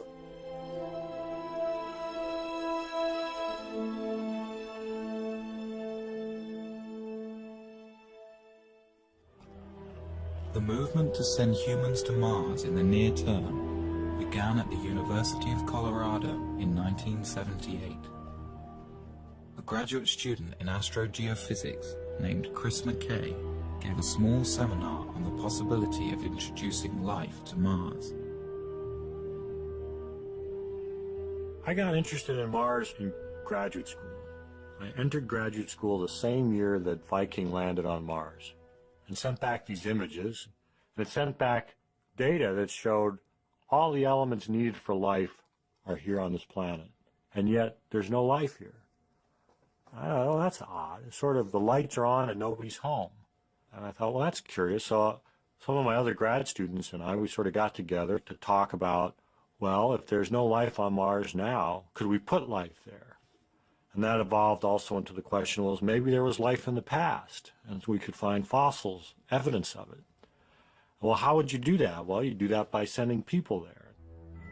Together with fellow graduate students, the group decided to put together a small conference to discuss the matter of human Mars exploration. We basically just started a forum. We invited everybody from all the NASA centers and from all the universities who were involved in it, and they all came. And it really was, in retrospect, I realized a very important step toward building a consensus for human exploration of Mars. In 1996, I published my first book, The Case for Mars, and the response was phenomenal. I got 4,000 letters from all over the world. I had Parisian bankers and 12-year-old kids in Poland and firemen from Saskatoon and astronauts, and they're all writing me and saying, how do we make this happen? Bob Zubrin came to the third Mars conference and got very much involved. And he was willing and interested in forming a society, forming a group, and organizing.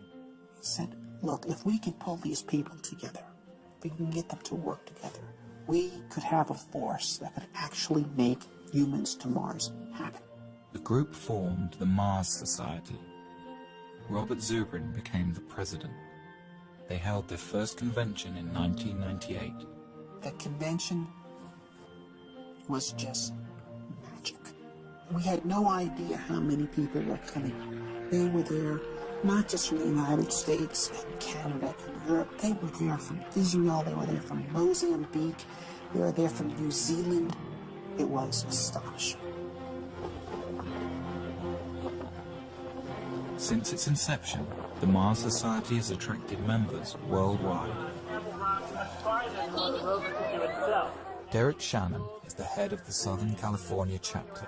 He's met with political leaders from all over the country. If you make them look at the whole Mars vision in historical terms, it becomes a much easier sell. How will the Martians remember our century? They're probably not going to remember our deficit, our wars, our healthcare. Those will be footnotes. What they'll remember is that out of all of human history, there came a generation that decided to take this amazing step out into space. And if you tell politicians that they're the ones whose names actually get to be remembered, that's when, hopefully, the space program starts going somewhere. In order to further the knowledge necessary for a manned mission to the Red Planet, the Mars Society has been building research stations around the globe, all of them based on the design of Zubrin's HAB module. Most recently, the Society set up a desert research station in Utah. Here, international researchers and aerospace students come to do experiments under the harsh desert conditions and learn what's necessary to keep a Mars crew alive and productive. Basically, what we're doing here is undergoing analog studies.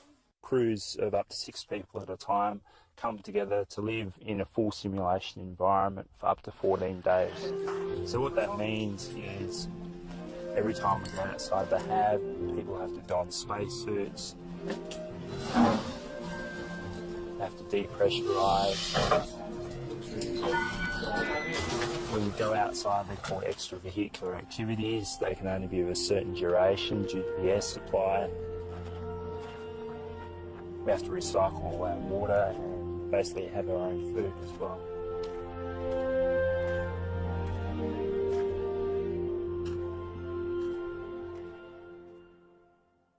It's great to fantasize, but it's another thing when you have to put it together, when the nuts have to fit the bolts.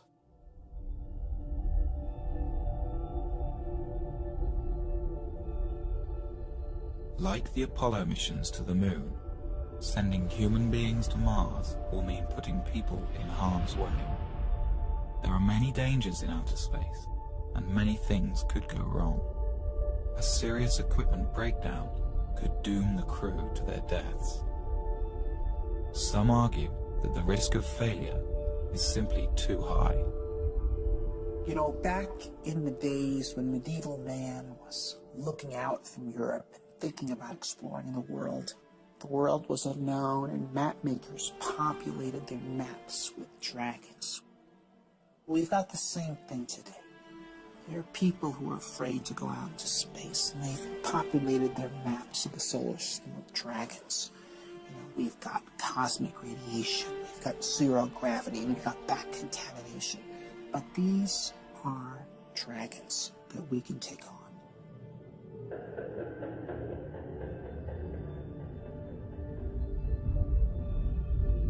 There are two kinds of radiation astronauts must contend with in outer space: solar flares and cosmic rays.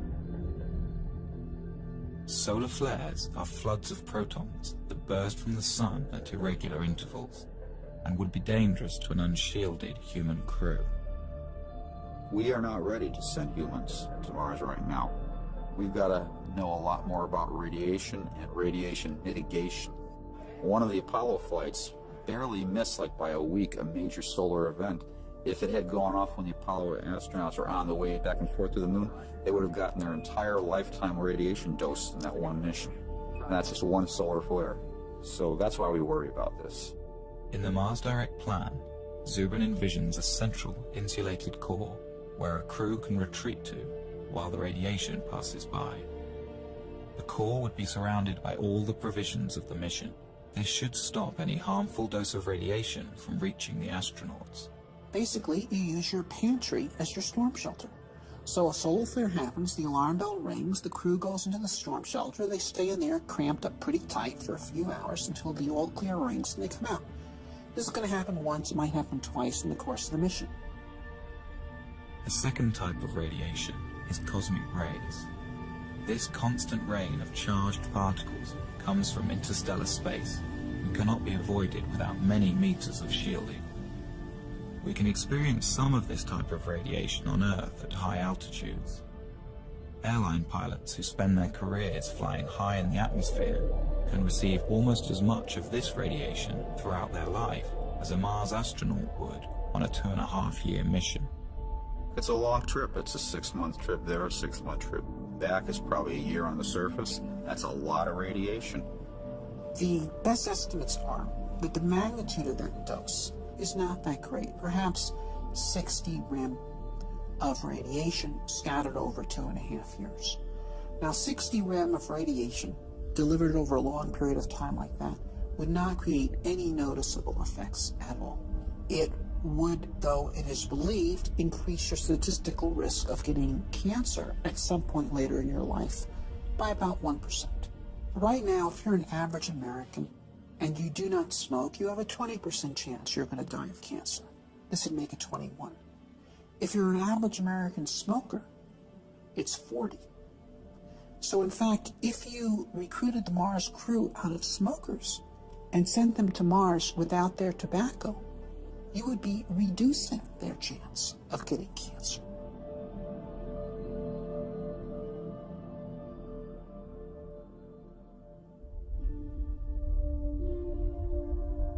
With the immense distance from Earth, never before experienced by a human being, with the constant dangers of outer space surrounding their small, life-sustaining craft, and with nowhere else to go, the psychological impact on a crew could be severe.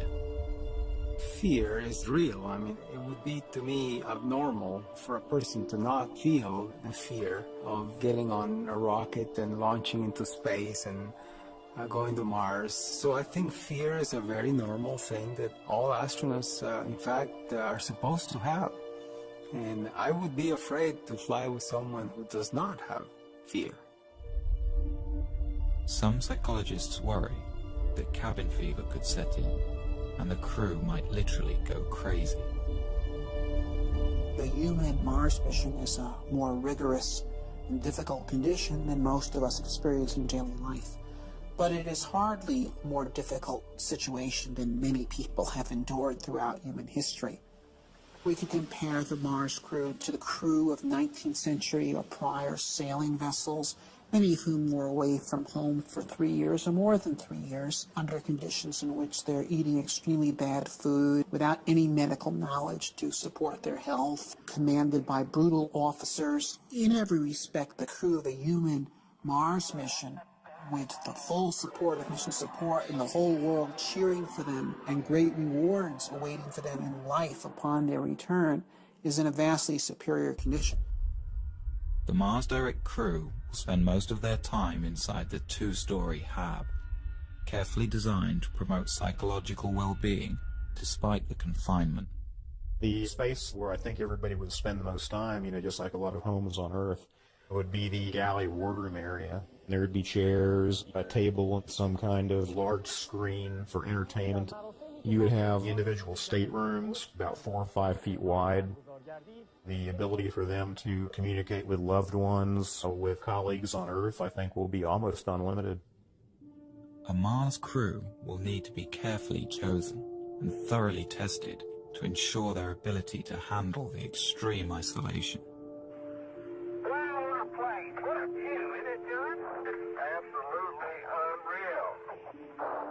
John Young, who went to the moon, used to say that he could cover the Earth by just lifting his thumb up to it. And he says that when you go to Mars, you are going to redefine the concept of loneliness. And so it is very important that the crew be well balanced and well chosen so that they can support each other. Whoever gets picked to go, they will have to learn to live together for 2.5 years. If you put out a call for volunteers for the first crew to Mars, they'd be lined up coast to coast. Most people recognize what's left after you go is the good you left behind. And to take part in a venture, this character, such a historic character of extending the reach of the human species, this is something of immortal significance.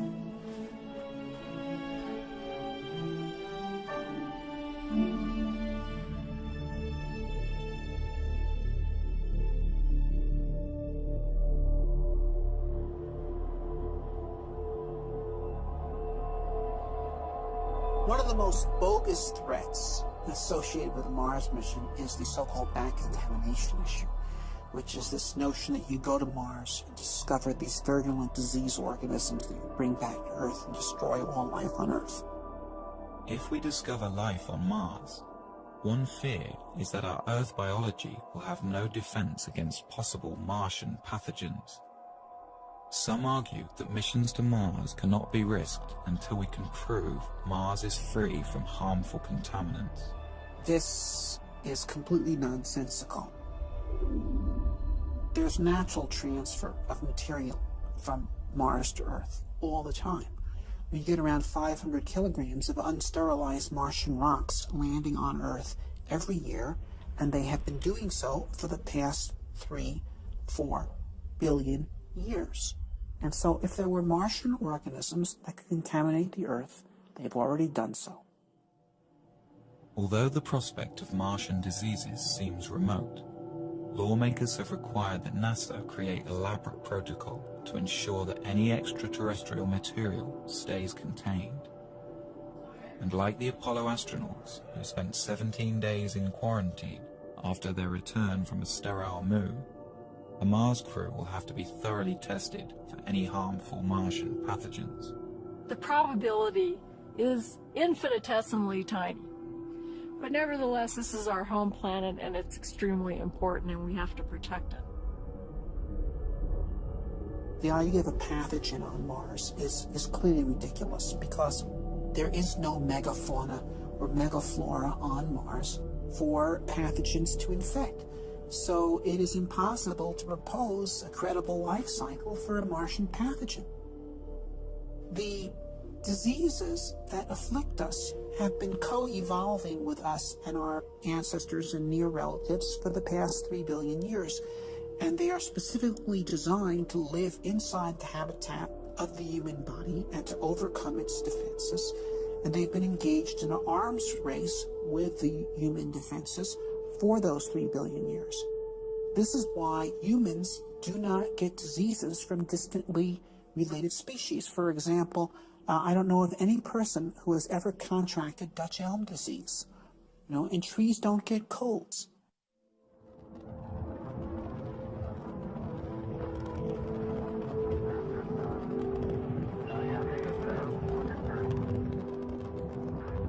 When the first Mars lander touches down, the crew will be staring out at a new world, a place that in 4 billion years, no eyes have ever seen.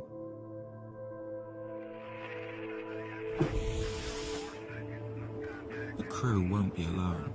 Millions of television viewers back home will be watching as the first man or woman places their footprint into the rust-colored soil. The crew will savor these moments, for here, someday, a new branch of civilization might begin, and future Martians will remember and celebrate this day.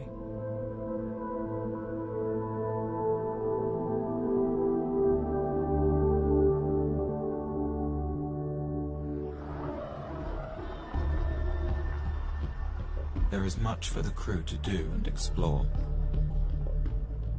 One of their main mission objectives will be to search for signs of microscopic life. To do this, they will follow the ancient water flows. For on Earth, where there is water, there is life.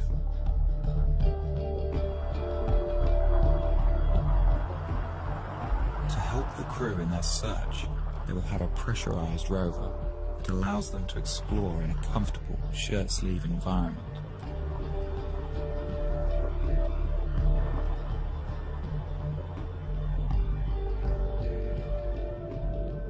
This means the crew can examine a vast area around the landing site during their 18-month stay. And there is much to explore. Mars has 58 different kinds of topography, and a surface area equivalent to all the continents of Earth combined.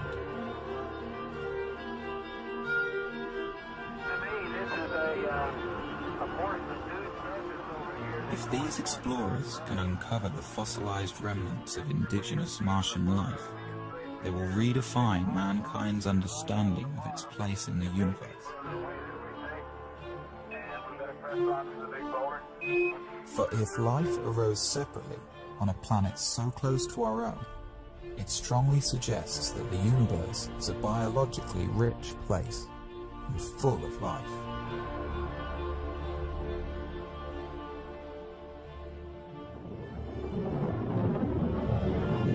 For some, the ultimate question on Mars, though, is will there be human settlements on the planet?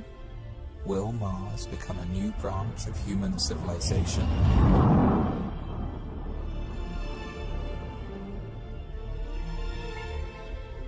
As each subsequent Mars mission explores a wider and wider area of the planet over several years, an ideal site for a base will be found, probably one with a thermal vent that can supply water and power. At that point, several HABs will be landed in this one spot, with crews that plan to stay for 4, 8, or even 12 years. The HABs will be interconnected, and a permanent human presence on Mars will be established. This scientific community will have to learn to become self-sufficient, to be able to survive on Mars without supplies constantly being sent from Earth. But unlike any other planet in the solar system, besides Earth, Mars has all of the fundamentals needed to make this possible. Its 24-hour and 37-minute day is critical for growing plants. It has all of the elements necessary for creating building materials like plastics, metals, and glass. And it has oceans of water frozen into the soil. If we can develop this craft of living on Mars, then Mars becomes inhabitable. Not immediately physically, but intellectually.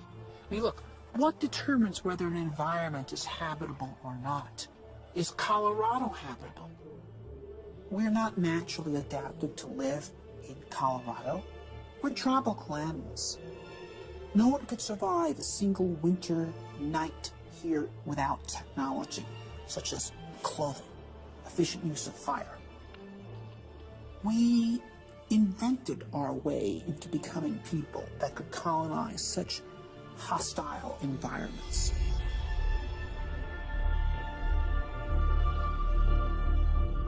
Eventually, with a lot of ingenuity and invention, the scientists will learn to live off the land.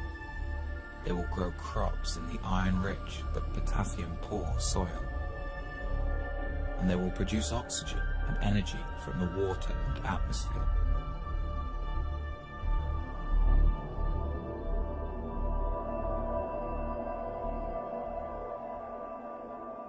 Sooner or later, children will be born, the first true Martians.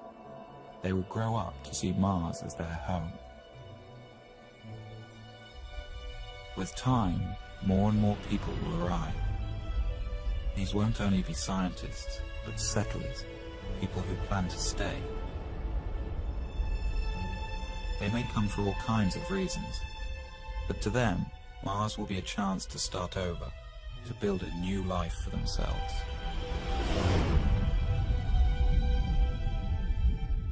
The well of human social thought is not exhausted by the present age, and I don't think will ever be exhausted. There will always be people with new ideas on how humans should live together. With Mars so far away, the hold of Earth governments on their colonies will be tenuous. The Martians will need to govern themselves. Mars is not going to be a utopia. Mars is going to be a lab. It's an open frontier. It's a place where things are going to be tried out.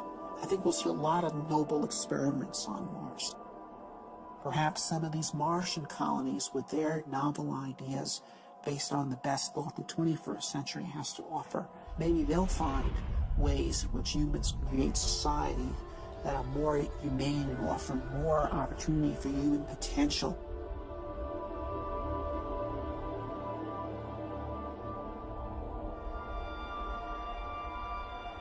The ultimate dream of the Martians will be to terraform their planet, to make Mars as hospitable as Earth.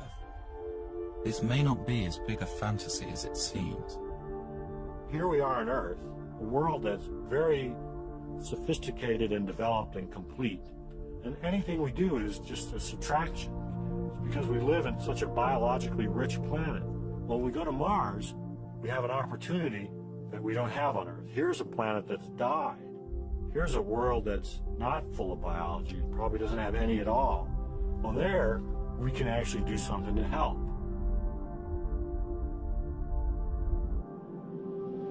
Once there are large human settlements on Mars that have significant industrial capability, we could actually start addressing ourselves to the question of transforming the Martian environment itself, terraforming Mars, as it's called, because Mars was once a warm and wet planet, and it could be made so again through human engineering efforts.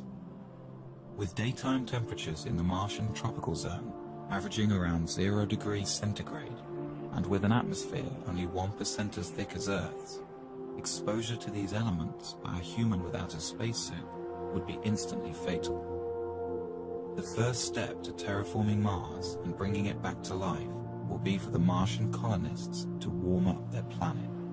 Well, we know how to warm up planets. We're doing it on Earth by putting gases in the atmosphere. On Earth, it's not a good idea to warm up the planet. The temperature is just fine, thank you. We don't need it any warmer here. But in principle, if you could trap the sunlight reaching Mars today, every single photon that's hitting Mars, Mars would warm up in about 10 years. Well, obviously you can't trap every single photon that's hitting Mars, but you can trap about 10% of them with the greenhouse effect. So that would imply that Mars could warm up in about 100 years. Well, 100 years is a long time, but it's not astronomically long. One idea is to build small, automated factories that produce super greenhouse gases with no ozone-depleting side effects. Although these gases would be unwelcome on Earth, for the Martians they would be an efficient way to trap heat. Then within a few decades, we would raise Mars by more than 10 degrees centigrade. And if you did that, that would cause massive amounts of carbon dioxide that is currently absorbed into the Martian soil to start to outgas. Carbon dioxide is also a natural greenhouse gas. As it builds up in the atmosphere, more and more heat will be trapped, which will in turn cause more CO2 to outgas. The process will become automatic, and as the atmosphere thickens, Mars will eventually reach a state of equilibrium and stay warm naturally.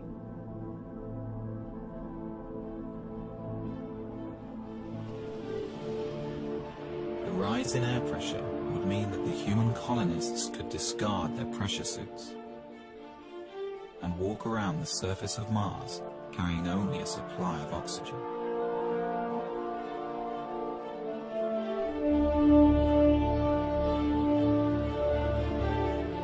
And as the temperatures rise on Mars, water frozen into the soil will begin to melt out. And for the second time in its history, Mars would have liquid water on its surface. Dry Martian rivers will start to flow. Seas will rise. And there will be rain clouds in the skies.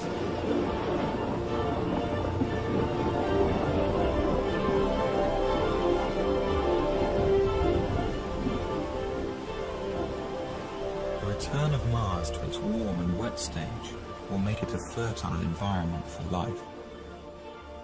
Any indigenous Martian organisms lying dormant will begin to grow, and Mars will be full of Martians.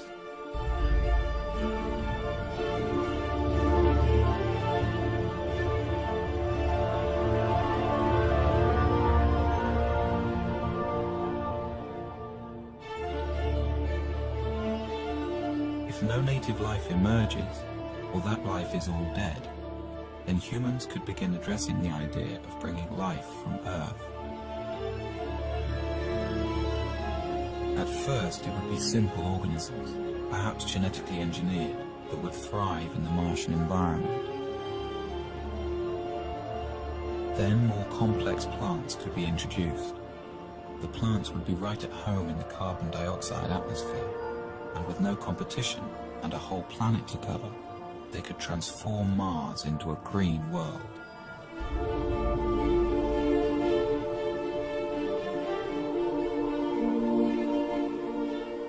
Warming Mars so that it sustains life is rapid, but then the slow process of making the atmosphere breathable for humans and animals starts, and that's done by plants. Although the process will happen naturally, if the colonists can't find a quicker way, it will take tens of thousands of years. This is a philosophical debate. Many people think the universe has a big sign on it that says, "Do not touch. Leave it alone. It was made this way. It is not in our purview as human beings to change anything." I can respect that view, although I disagree with it. I think the universe has a big sign on it that says, "Go forth and spread life." Because when I look around the universe, I think life is the most amazing thing we see. It is just incredible.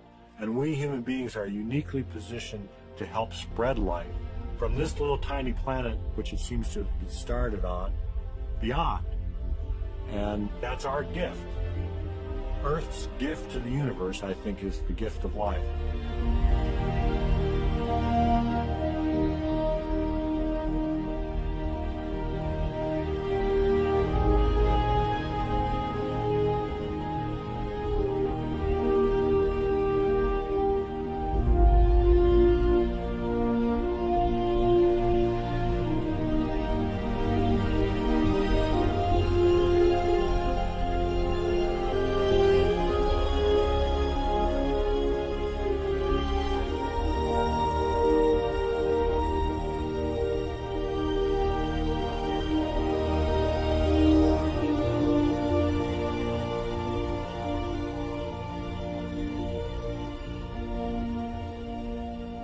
This scheme for terraforming Mars is based on 20th century notions of engineering.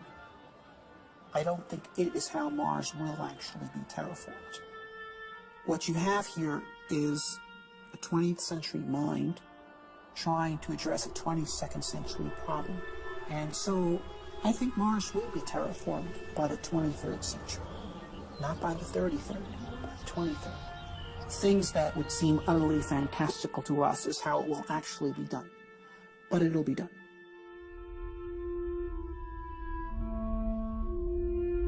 We're at a crossroads today. We either muster the courage to go, or we risk the possibility of stagnation and decay.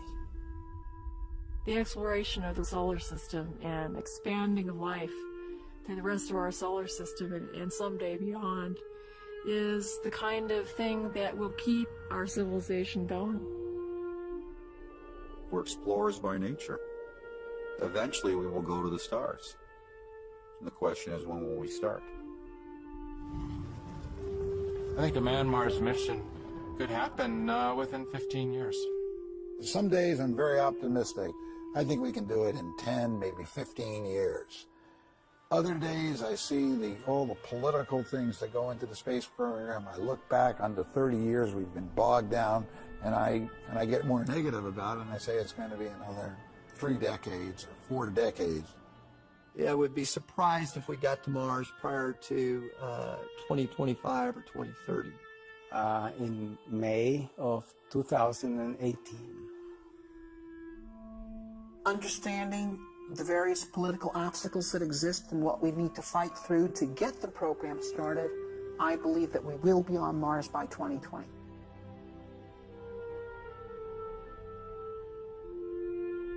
You have to believe in hope. You have to believe in the future.